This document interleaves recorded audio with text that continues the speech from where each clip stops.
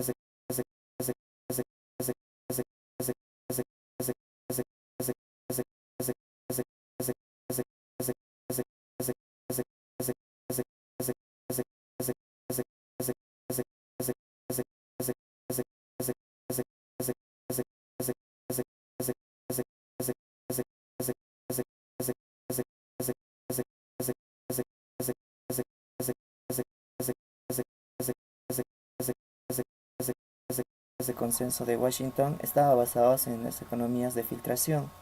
Es cuando los beneficios de crecimiento benefician a los pobres. Gracias a la liberalización de los mercados de capitales y financieros, el Fondo Monetario Internacional contribuye a la crisis, a las crisis financieras globales. El dinero especulativo ocasiona un shock externo en los países que se aplica esta política. La inversión extranjera muchas veces trae efectos negativos como el cierre de empresas pequeñas y medianas, porque éstas no pueden competir con una empresa multinacional.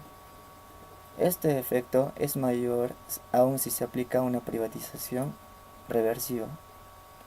Mm, si, si bien los bancos extranjeros instalados en un país llevan capitales, estos muchas veces no están abiertas para proyectarse como un banco local. Estos generan una crisis o una desaceleración económica, así como sucedió en el país de Bolivia. Para el Fondo Monetario Internacional es más, es más, es, eh, es mejor rescatar a los bancos en vez de rescatar a la seguridad, a la educación, etcétera, para los países subdesarrollados. Capítulo 4. Crisis del este asiático. El FMI reconoce actualmente algunos de sus errores, como la liberación rápida de los mercados de capitales, eh, pero lo que no acepta es la necesaria intervención del Estado como regulador. Los países del este asiático que han implementado las políticas radicales del FMI tienen un alto nivel de ahorro e inversión. El Estado tuvo un papel importante. Durante 3 décadas esos países han crecido y lo más importante, se han transformado, no solo económicamente, sino también socialmente. Los estados trabajaron activamente para reducir la pobreza y limitar el crecimiento de la desigualdad. En Tailandia se sufrió un ataque especulativo combinado con el excesivo endeudamiento. Cuando los especuladores anticiparon una posible devaluación de la moneda tailandesa, la abandonaron y compraron en dólares. El gobierno intervino en el mercado cambiario para tratar de sostener la moneda. Pero en esto genera un gasto de reserva para hacerlo. El FMI pensaba que la liberación de la cuenta de capital aumentaría la velocidad de crecimiento de la región, pero se equivocó al aplicarla. Pese a que existían escasas pruebas de que dichas políticas fomentaran el crecimiento. El este asiático de América Latina, pese a estar en crisis, eran dos realidades diferentes. América Latina, caracterizado por sus altas inflaciones, necesitaba una disminución en el exceso de la demanda. Las recetas tradicionales para reducir una crisis de la actividad económica son estimular la demanda agregada mediante políticas monetarias o fiscales. El FMI acepta que sus políticas fiscales fueron compuestas excesivamente contractivas. Esto es la prioridad de que este organismo es la inflación antes que nada.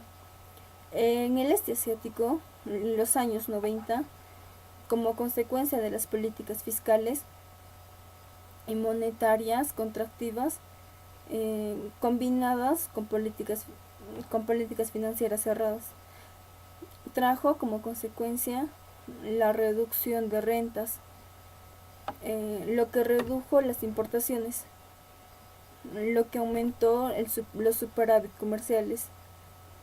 Las consecuencias de estas políticas fueron expectativas negativas por parte de bancos extranjeros, por lo cual se negaron a renovar los préstamos, ya que dudaban de la capacidad de pago de las empresas surcoreanas.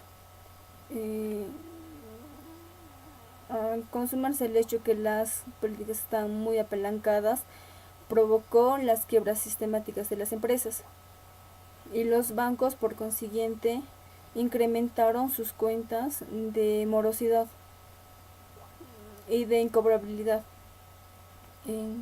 El sistema financiero también fue víctima de las malas políticas del FMI, ya que al haber crisis generalizada, los préstamos quedaban impagos y los bancos quebraban al no poder cobrar lo que habían prestado. El Estado muchas veces rescató a dichos bancos. El 75% de las empresas de Indonesia estaban en apuros y el 50% de los préstamos estaban impagados. La mayoría solo liquidaban. Capítulo 5. ¿Quién perdió a Rusia? Aquí nos dice que el Fondo Monetario Internacional intentó aplicar sus políticas en Rusia y crear lo más rápido posible un capitalismo. El Fondo Monetario Internacional presionó para que se privaticen las empresas. Según ellos nos decían que era para generar un aumento en el mercado y que se vuelva más eficiente. Pero por aplicar rápida estas políticas se generó o surgió la corrupción, que destrozó el equilibrio fiscal. Pese de que hayan reducido los gastos militares, también crearon el programa Estabilización, Liberalización y Privatización.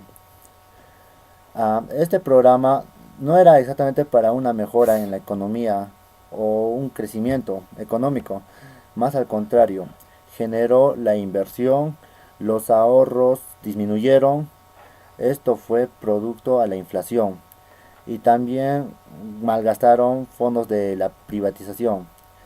Bueno, en 1998 Rusia, Rusia está excesivamente endeudada y con una tasa de interés excesivamente alta. Bueno, también está la caída del petróleo, que para Rusia era una importante fuente de ingresos. Esto ocasionó una crisis tremenda. También el rublo se devaluó.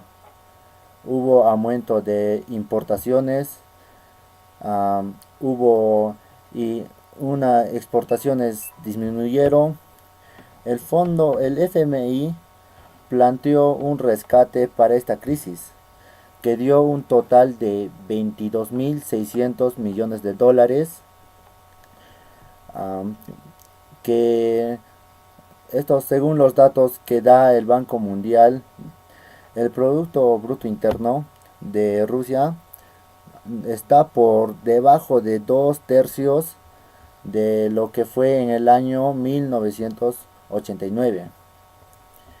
También hubo un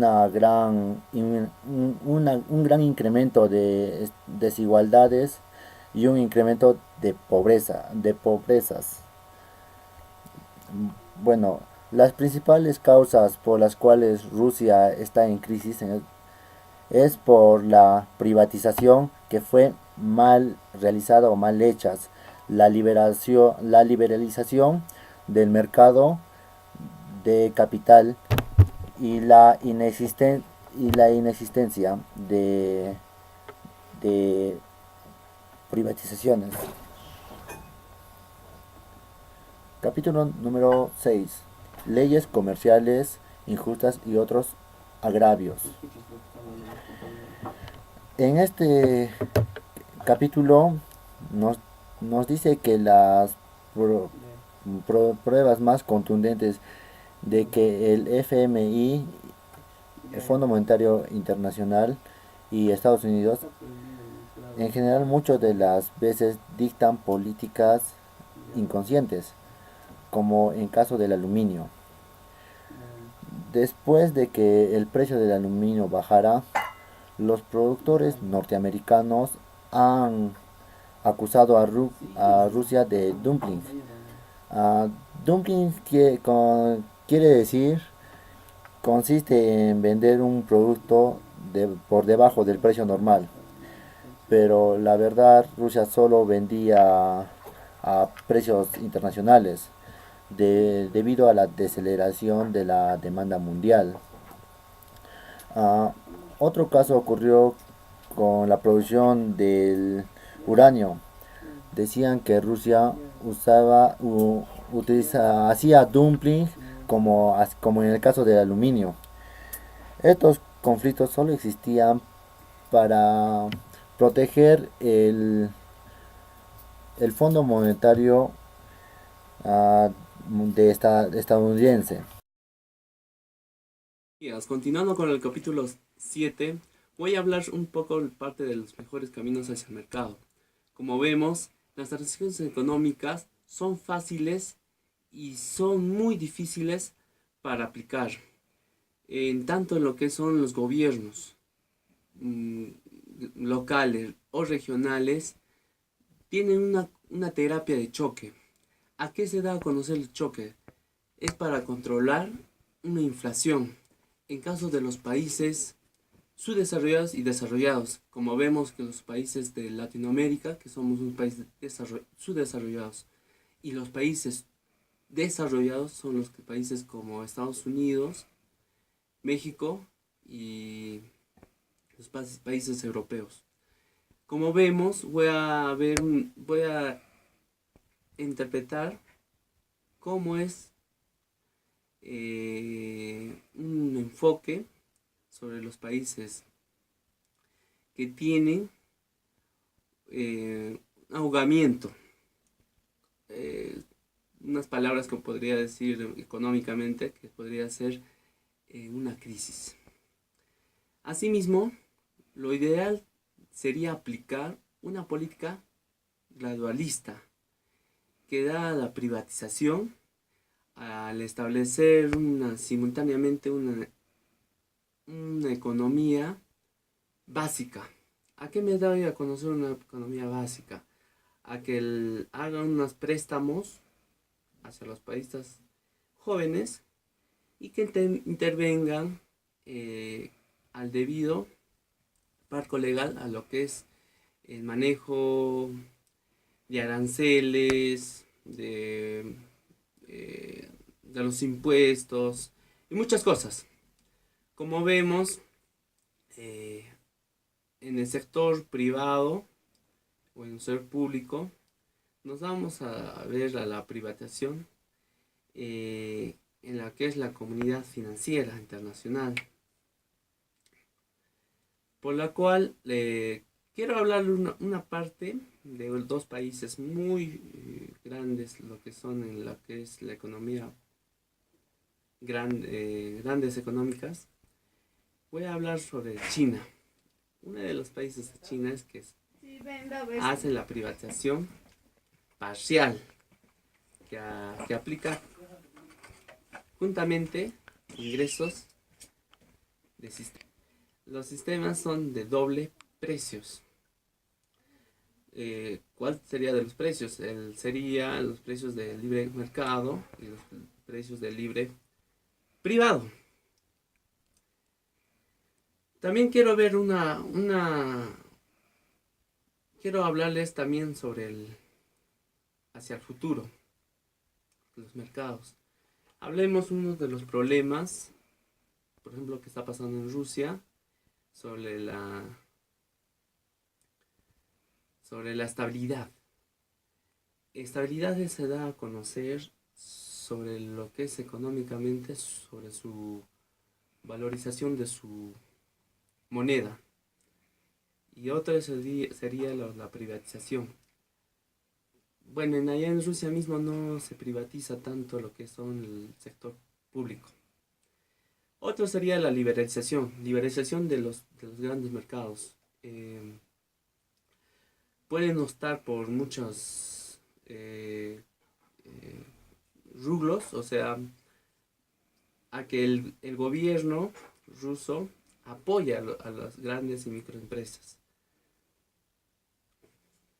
Ya, una de estas vías que hacia el futuro que da a conocer sobre el mercado es tener una estrategia fundamental, es alcanzar a la pobreza. ¿Qué teniendo? A que haya una reducción y hay un crecimiento de empleos, a que no haya pobreza. La única que fue planteada fue en el país de Rusia y China hasta actualmente del Fondo Monetario Internacional, sino también un diagnóstico por el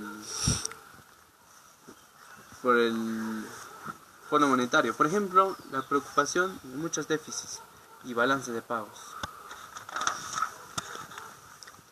Otro que sería el riesgo moral.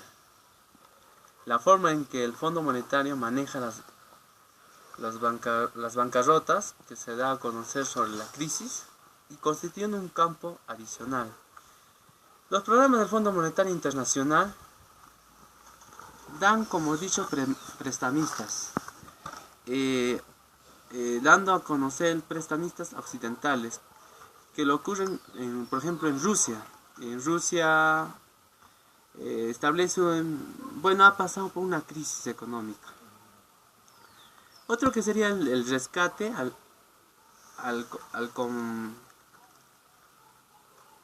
lo que es compartido.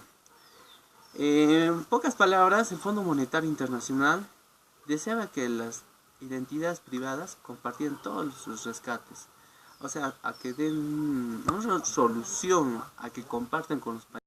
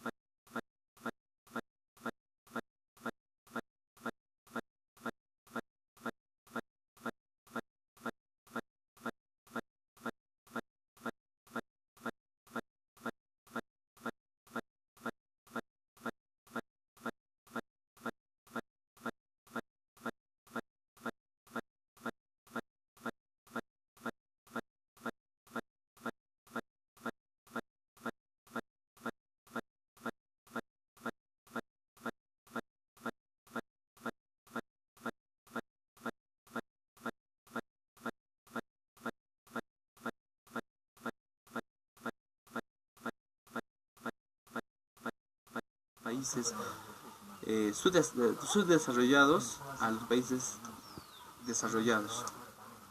Otra que sería el mejor defensa en el ataque.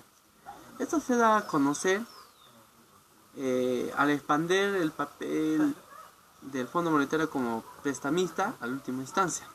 O sea, se da a conocer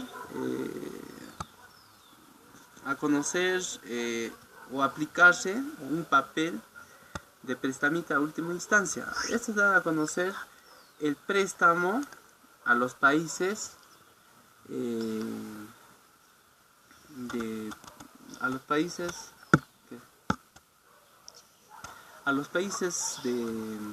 de pobreza altísima y prestarlas con una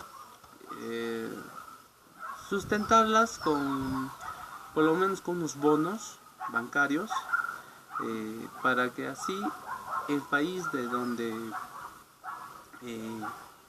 necesita el préstamo dé con lo que son las exportaciones e importaciones, sustentarlo con eso. Otro que sería la nueva agenda del Fondo Monetario, y eso daría como una conclusión. Finalmente, Prisma tuvo un propósito en el hecho que el Fondo Monetario estuviese preocupado por una comunidad financiera. También ayuda a explicar, aparte de la teoría defensiva, a las instituciones internacionales. Por eso, en los países asiáticos tendría un problema que es tanto, no preocupante, en particular señala la falta de transparencia, y siempre ha habido en gobernante una corrupción. El problema residía en el fondo, especialmente hay otras hipótesis de otros países que tenía problemas Fondo Monetario, pero en sí no. Es una política que ellos mismos tenían que dar como un artículo de fe, o una liberalización de mercados, como vemos, causantes a la economía desastrosa.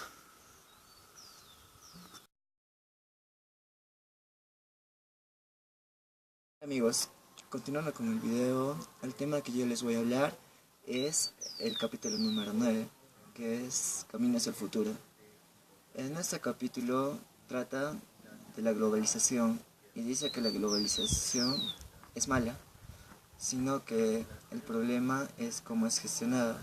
En mi punto de vista, la globalización radica en sus arbitrios, como es el Banco Mundial, el Fondo Monetario Internacional y la Organización Mundial de Comercio.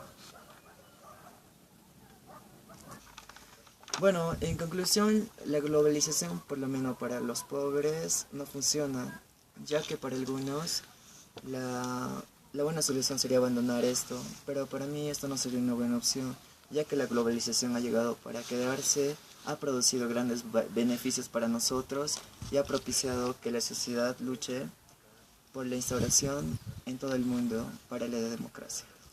Gracias.